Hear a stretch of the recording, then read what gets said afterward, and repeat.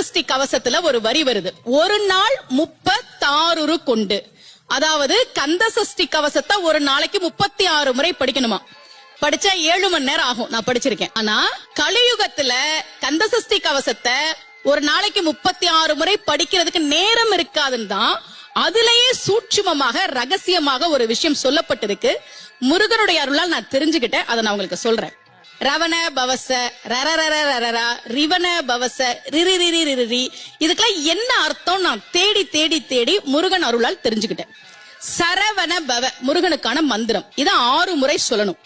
இப்ப சாவ தூக்கி பின்னாடி போட்டீங்கன்னா ரவண பவச, அத 6 முறை சொல்லணும். இப்ப ராவ தூக்கி பின்னாடி போட்டா வனப வசர, வாவ தூக்கி பின்னாடி போட்டா நபவ சரவ, இப்ப நாவ தூக்கி பின்னாடி போட்டா பவ சரவண, பாவ தூக்கி பின்னாடி போட்டா வசர வனப.